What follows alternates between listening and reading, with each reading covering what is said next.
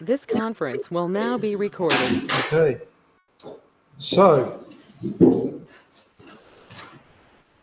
this is class 3 of 3, and tonight I intend to look at Satan, but also at Elihu, and I've got such a lot of material on Satan. We might not get to Elihu, but we'll see how we go, because Elihu is actually quite an intriguing character in Job. But just a reminder before we start about what the purpose of the book of Job is. And we found this in the first session, that from James chapter 5 verse 11, behold, we call them blessed which endure. You have heard of the patience of Job and have seen the end of the Lord, that the Lord is very pitiful, full of pity and of tender mercy. And so we took from that the end that God is working for is mercy. And that is in the context of Job, as James actually refers to there. So let's have a look then at Satan, who the Satan was. So the word Satan, for all of you who have done your Sunday school and been through all this before, just a bit of a refresher. But the word Satan is derived from the Hebrew word and simply means an adversary. An adversary for good or for evil. And so the word itself is neutral in that respect. And it's sometimes plural, which also runs counter to the conventional belief of other churches. But we know that adversaries take different and many forms, including angels. If we read about the angel of the Lord in Numbers 22, verse 22, where we see an angel is described as an adversary. We see hostile neighbouring countries, 1 Kings chapter 5 and also chapter 11. We also see political enemies in 1 Samuel 29 verse 4, who are called adversaries, and we see personal enemies. If we look at Psalm 38, 71, 109, just a few of the references to personal adversaries or Satan. And so the word for Satan in Job actually means the Satan. So it means the Satan, not a adversary, but the adversary. And so many have sought to define the identity of Job, of the Satan in Job. And I believe that any conclusion that comes from that has to come from within the book itself, which we're going to consider now. And so whoever the Satan is, whether, as some suggest, an evil supernatural being, an angel of God, or an unrelated human, he seems to disappear as early as chapter 2 and is not seen again. Or does he? And I say that advisedly, or does he? So who was the Satan in Job? And so the Satan appears in chapter 1, and as I say, he disappears by chapter 2, verse 7. Or does he? And so it's obvious that Satan is a central character in the book. God says to Satan in chapter 1, verse 8 and then 2, verse 3, hast thou considered my servant Job, that there is none like him in all the earth? And so it's from that statement that the whole drama of Job's suffering and tribulation unfolds, I believe. Hast thou considered my servant Job, that there is none like him in all the earth? That begins the drama. And so, as we saw in the last class, Job was a perfect and upright man. There was none like him in the earth. And of course, it refers to, as we saw last week, to Job's total trust, because we saw how the word trust there was also said of Hezekiah and also Josiah, who had total trust in God. So Job was seen to be a man who had this total trust in God. And so that is what stood out in his faith, I believe, that word trust. And so what did God have in mind or mean when he used the word considered? We see, hast thou considered my servant Job? When I looked up the meaning of the word considered, I was quite astonished, I have to say, from Strong's Concordance. Have you considered my servant Job, who has complete trust in me? And so the meaning of the two Hebrew words for considered are these two words up there are called siwa and shim. And together the words mean steadfastly consider with care, from the heart, from the feelings, from the will and the intellect, to have care or regard for. Now, I wasn't expecting to find that meaning of that word considered. Now, of course, we know that all these things here that are referred to there are all human emotions, aren't they? They're human characteristics. But more importantly, they're also God's characteristics of love and mercy. And so the whole criteria that God asked for Satan to consider Job was one of care from the heart. And so the question I have is, did the Satan misinterpret God's words, or did he decide of his own bat that this was an opportunity to challenge God? I personally think it was the latter. But in any event, it seems God was clear about the nature of the consideration he was asking Satan to do. It was all about care from the heart. Why? Well, that is what God is all about with his righteous servants. Bearing in mind that Job was a righteous and upright servant. God is all about truly caring for them. And I think it bears out the purpose of the book, that the end that God is working for is his mercy. And so there are lots of thoughts that spring, I think, from that perspective of this consideration that Satan was supposed to have done. It brings to mind the words of Jesus, judge not that you be not judged. And so following on from that thought is, how do we consider others, particularly our brothers and sisters? Do we look on them or consider them with love and care from the heart? Or do we tend to take the Satan perspective, the adversary, and judge harshly? Or worse, challenge God's principles? And so one is to judge righteously, the other unrighteously, for the end that God is working his mercy. And so we find that Job is described as a servant, as a perfect upright man, one who eschewed evil or turned away from evil. He was God's servant, one who had bonded himself to God. That word servant has got the word bond in it. So he had bonded himself to God. And so Job saw himself that way, I believe. He saw himself as a servant of God, bonded to God. But more importantly, I think God saw him that way as well. He's my servant who's bonded to me.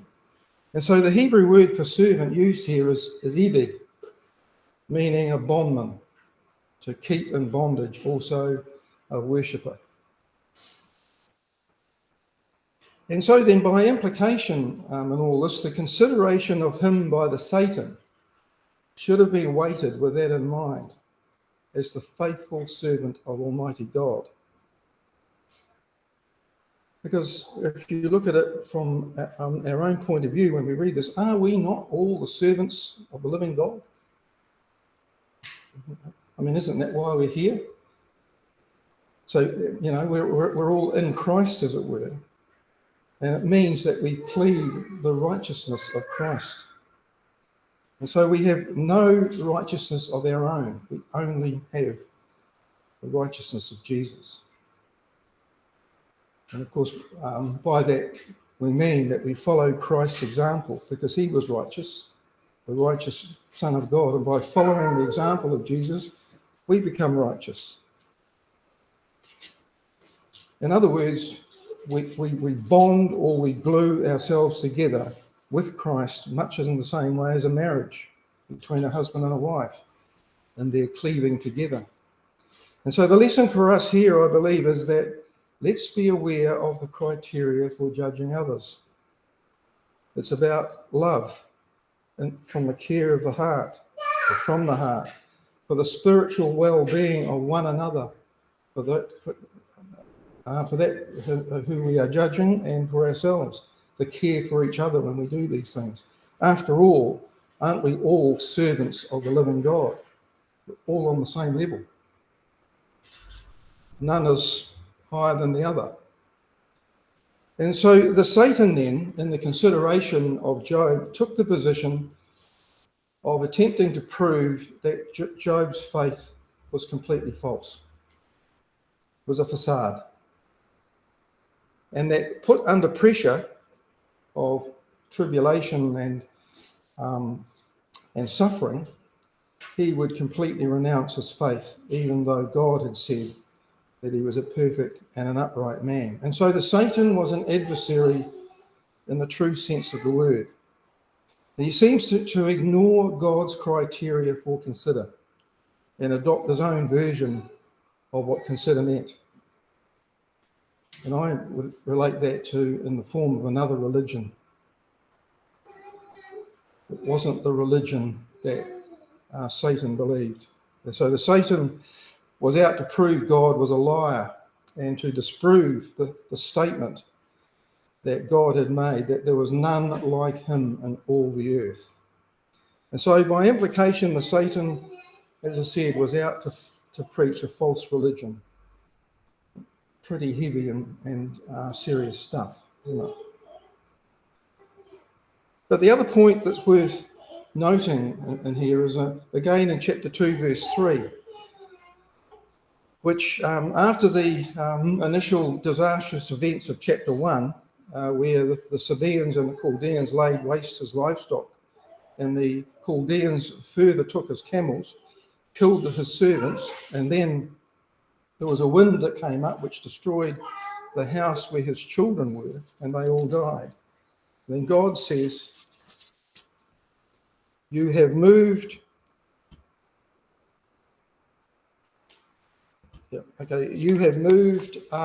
against him to destroy without a cause. You have moved against my servant, we could say, against him to destroy him without cause. And so, interestingly, Job's name means hated or to be persecuted. But again, God recognizes Job as a God-fearing man. And so did God see the calamity which had come against Job unjust in the scheme of things, on the basis that their consideration of him was a fierce and terrible one, rather than the care from the heart one? And so you have moved against him without a cause, or without a cause. He is my upright servant. Because other versions say that you have moved against him for no good reason. And the Hebrew word again for cause actually suggests God was saying, for any means at all. For any means at all, you have come to destroy my servant.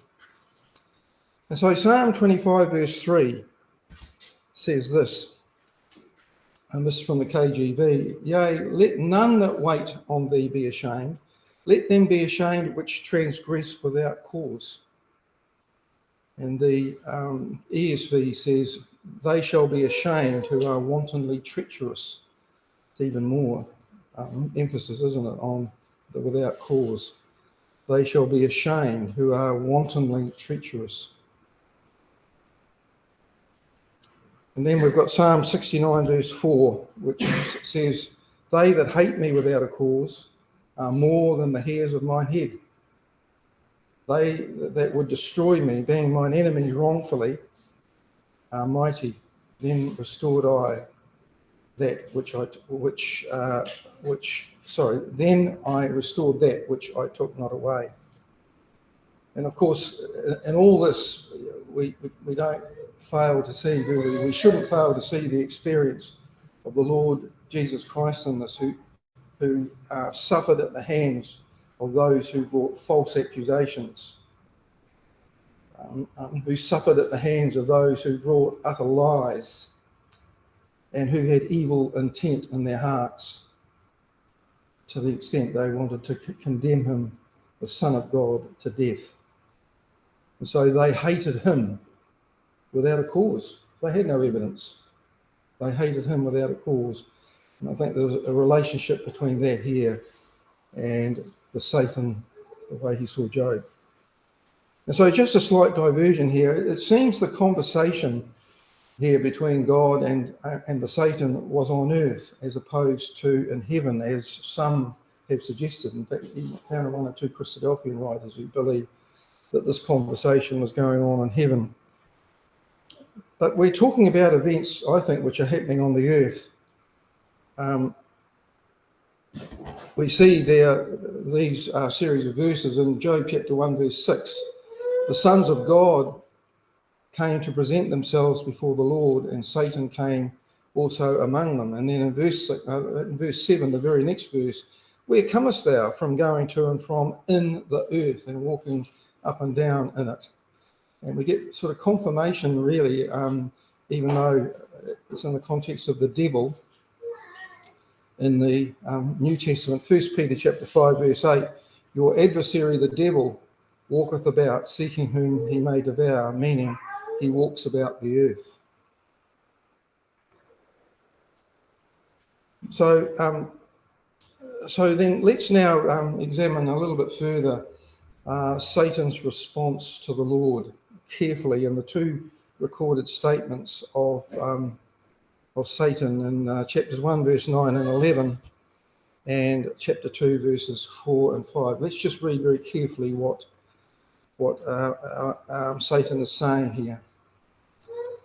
So in the first section there, chapter 1 verse 9 to 11, he says, "Does Job fear God with the nothing, with the naught?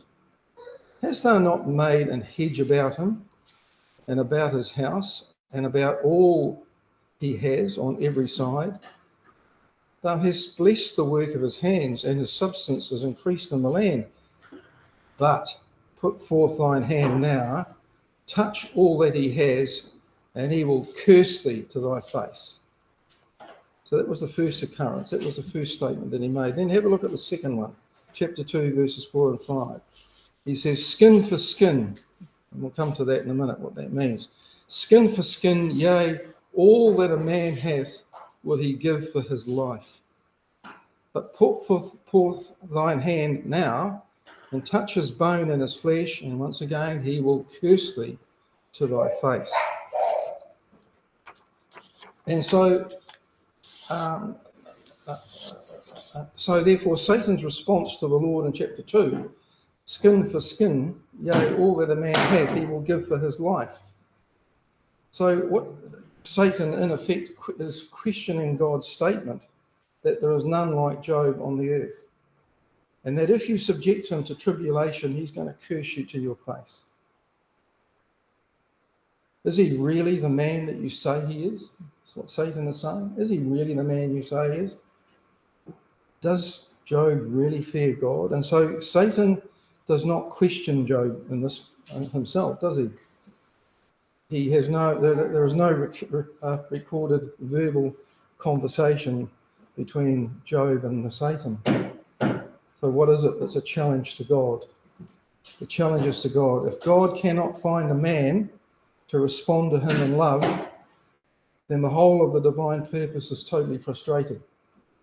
And that seems to me is what the lesson is here. Satan is out to destroy God's purpose and plan of salvation with mankind. not just with Job, but with all mankind. And so, in other words, to destroy the truth, and in its place, put in its place a false religion. The Satan believes that God is wrong about his assessment of Job, and by implication, anyone who would worship him. That's quite sobering statements, isn't it, for us to think about. And so would Job really hang on to his faith? If everything that he had, everything that he owned was completely taken away. And so Satan's challenge to God was, you take everything away from him and he will curse you to your face. That will prove that your statement, there is none like him in all the earth, is wrong. You're a liar. And so the other point to note is that Satan's belief that Job would curse God to his face. And so we know, of course, that Job's wife uses the same word when she says, curse God and die.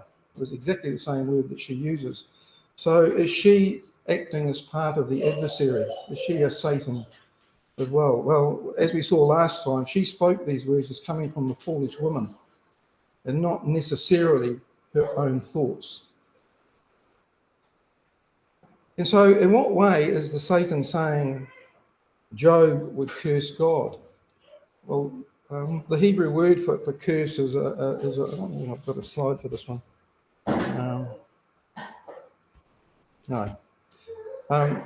Is the Hebrew word barak, B-A-R-A-K, which means to kneel down, or by implication to bless God as an act of adoration. But also the word is used as almost like a euphemism or code word to curse God. It obviously cannot mean bless, and the Revised Version renders it renounce in both cases. But one of the commentators I read actually renders it blaspheme. And so it's obvious that the word is not used in its ordinary sense here. It is being alternatively used, if you like, euphemistically, for a word which was offensive. But anyway, whether this was done originally, or whether, as some suggest, it was done by the scribes at the time to avoid irreverence, is an open question. I can't make up my mind about that myself, but it does seem that Satan was saying to God, Job will blaspheme you.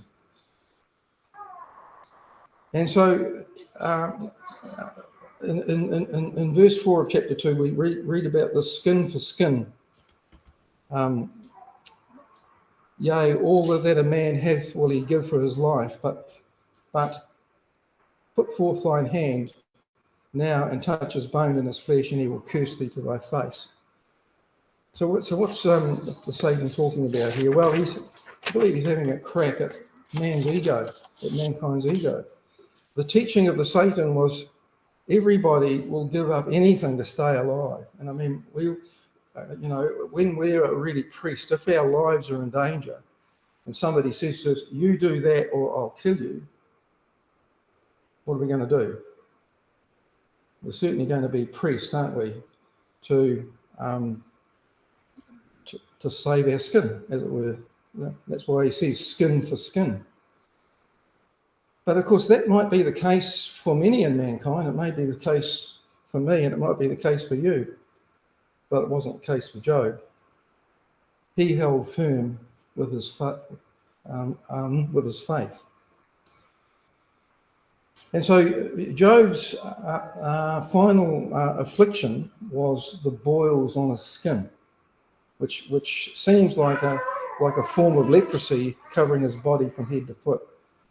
He takes himself a potsherd, which was a broken piece of clay vessel. I think I've got a picture of it. Yeah, there we are there.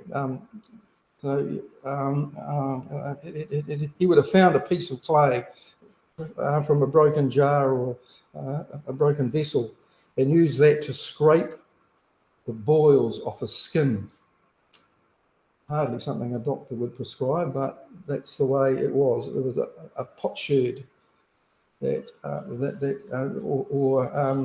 is just burnt clay. It's been in an oven, it's dried out, and it was part of a vessel. It's now broken, it's got sharp edges to it, and the sharp edges he uses to soothe away the boils. But a potsherd is only good for scraping or to treat the itching of leprosy. Otherwise, it's a totally useless vessel. There's no other purpose than just to scrape a boil or scrape leprosy off the skin. And so we can almost see then that Satan is rubbing his hands together in anticipation as he sees the state that Job's in. Everything's gone, family's gone, houses gone, stock gone, servants gone. He's riddled with leprosy and boils. And I can just see Satan standing there, rubbing his hands together in anticipation as he sees the state. Was he about to witness the total disintegration of Job's faith? But Job's response is as powerful as it is extraordinary. He says in chapter 2, verse 10, "What? Shall we receive good at the hand of God, and shall we not receive evil? In all this, did Job sin not with his lips?" Dagger in the heart for Satan. He would have been absolutely smitten by that statement. In all this, Job did not sin with his lips. And so you would think, well, he's defeated, he's gone. And at that point, at the end of that verse, he's not the Satan as such is not seen again, and he seems to depart the scene of the tragedy. But as I keep saying, does he really? Is he really lurking around in the rest of the book? And so, in summary, we can see so far that the aim of the Satan was to preach a false religion through the afflictions of Job, and his aim was to show that Job would believe, praise and honour God in his prosperity, but he would totally reject him in his tribulation and suffering. And so the Satan, therefore, has to be seen, I think, as a persecutor of the faithful or the servants of God, and in this case, Job.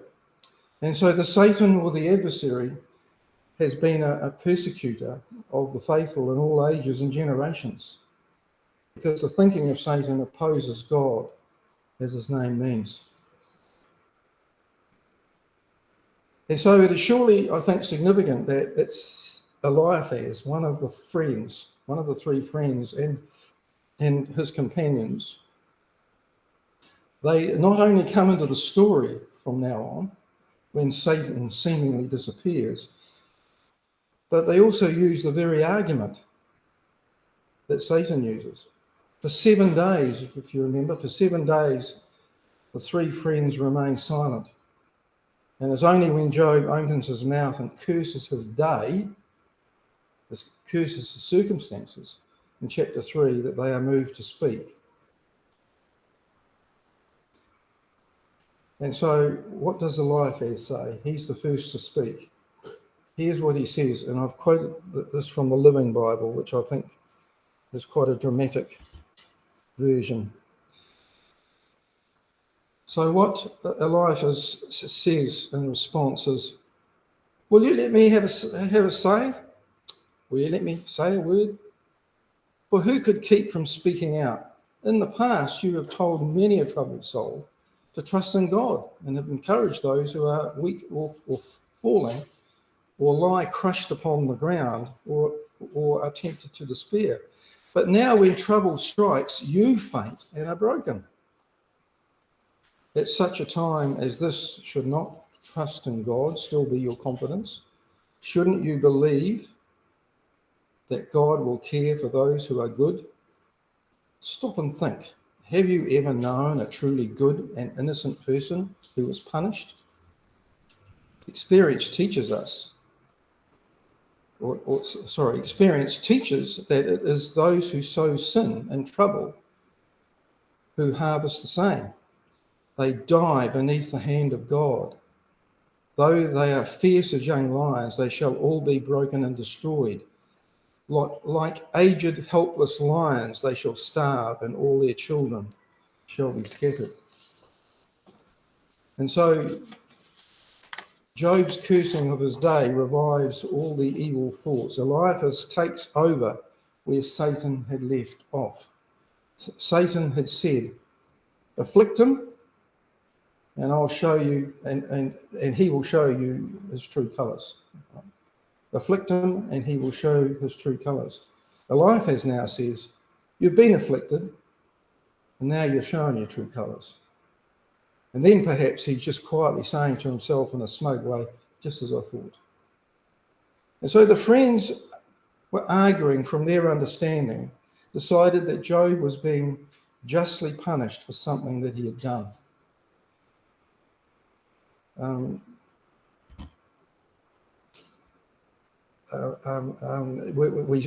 read in chapter 4, verse 7, remember, I pray thee, whoever perished being innocent, or where were the righteous cut off? Let's just look at that again. Remember, I pray thee, whoever perished being innocent, or where were the righteous cut off? And so they had forgotten that the very first death in the Bible was recorded as a murder. And who was that? It was Abel, wasn't it? Abel perished being innocent.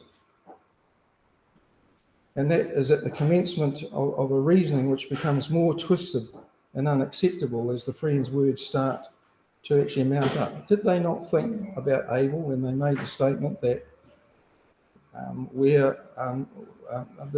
that the righteous have been cut off? Well, they had forgotten about Abel. And so of all the accounts of the works of sin recorded in Scripture apart from the crucifixion of Jesus, this account of the murder of Abel stands out as the darkest of all deeds. It is an act which sets the pattern of human behaviour from that time forward, and one which was to have many echoes as the ages unfolded. And so we're not told to what extent the desire of Abel was to lead a godly life, and how that had created conflict prior to this time with Cain. But we can perhaps assume that the overwhelming anger that Cain showed was not a new thing, and that the murder was a culmination of resentment which had built up because his brother's works were righteous. His brother's works were righteous, and his were not. And so Eliphaz clearly did not understand this. And so his argument is false. And so it is surely significant, well, it is to me anyway, that Eliphaz is singled out by God, aided and abetted by Bildad and Zophar, his companions. Not only come into the story when Satan disappears, but they also used Satan's very argument. And so it's worth noting too that they are rebuked when Job's chapter of afflictions is completed, although Satan, of course, started it all. These men, and perhaps others like them, surely represent the Satan class, if you like. The story is designed to instruct us lest in our day we entertain wicked satanic thoughts concerning our brethren, and concerning the God who seems to bless them more than he blesses us. And so, we've got time for Elihu, so we'll just have a quick look at Elihu. We see that Elihu actually returned to chapter 32 of Job, and we see here that this man Elihu is not one of the three friends. But he's another player in this whole story of Job. He enters the scene at chapter 32, and his entry is quite dramatic and pompous almost, and it's bound to get attention and get people's ire up, because if you read it through, it says in verse 2 that he accuses Job of justifying himself rather than God. Then he takes aim at the three friends for their uninformed and destructive criticism of Job. And of course, his criticism was based on the premise that they'd found no answer to Job's situation or dilemma, yet they had condemned him. They didn't have an answer for it at all, but they were still going to condemn Job. But on both occasions, note that he was angry. He was angry. And then he has the audacity to say in verse 6, I am young, you are not just old, but you are very old. Now, that's going to win friends, isn't it? Particularly amongst the older brigade. You know, if somebody comes up to, to me who's now getting old and says, you're not just old, you're very old. Not going to be something which is going to endear you to everybody. And this is why, if you read all the commentaries about Elihu, they all seem to be clouded with this notion that this is, that he's not worth actually listening to. He's just an upstart. He's an angry upstart who just wants to have, who just wants to have a crack at everybody. And so we can see how, or we can imagine how he would be seen as this arrogant upstart. But because of that entry into the record, Elihu seems to be vilified by many writers, Christadelphian and non-Christadelphian. It's one of those things about feejoes. You either like them or you hate them. And this seems to me to be the case with Elihu. He's either your cup of tea or he's not. But what I want to focus on is what he says, because that, to me, is the critical thing. As one writer puts it, Elihu comes to the rescue of the whole dilemma of Job's suffering. And as I mentioned in the first talk, he does make a remarkable statement which resolves not only the issues of this book of Job, but of all life for every age and generation, because he claims to be the daysman in chapter 33. A daysman is the righteous judge. And so Job wished for, in chapter 36, and states how God speaks to man. The first way is in visions of the night,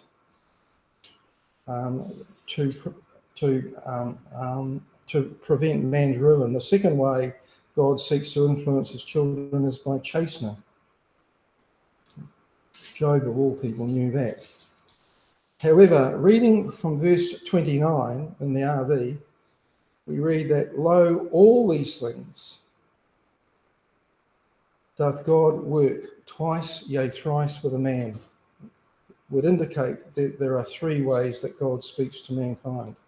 And so if we take verses 23 to 26 of chapter 33, as the third way, it reveals the remarkable purpose of God. And to paraphrase it, he says, if God can find just one man to declare his righteousness, just one, he can prevent the ruin of mankind, because he has found a ransom. Or as in that verse 24 in the margin, notice it says atonement. And God can then render unto that man his righteousness. And so it seems to me that Elihu sort of lifts the whole sorry dialogue that's going on here into something with real meaning. The whole tenor of Elihu's speeches is based on the premise that God has yet to reveal his hand, and that whatever the reason for Job's affliction, it comes from a righteous God. Elihu says, he does great things which we cannot comprehend. So he's speaking of God. He does great things which we cannot comprehend. Then in verse 23, he says, the Almighty, we cannot find him. He is great in power and justice and abundant in righteousness. He will not violate. He will not violate. And then in verse 23 of chapter 37, with all that we have said, concludes Elihu, we do not know the answer. We do not know the answer. And a more sort of a literal translation gives it, Shaddai, we have not found him. And so the principle of God's activity amongst mankind is not finally about what he can do, but in fact what he does. And this is one aspect that the three friends had not considered. They didn't consider where he does it, when he does it, and why he does it. And so we know God has done great things, as Elihu pointed out, but he also makes the point that he will do great things in the future. The great thing is that he has provided a ransom, his son, as our Saviour, Redeemer. And we have the blessing of seeing that more clearly than Job and the three friends, I believe, and Elihu himself. And of course, the other great thing that he will do is to fulfill the promises which he has made to all those who love and serve him. And although each may suffer and have tribulation, the end that God is working is mercy. And that's probably the greatest thing.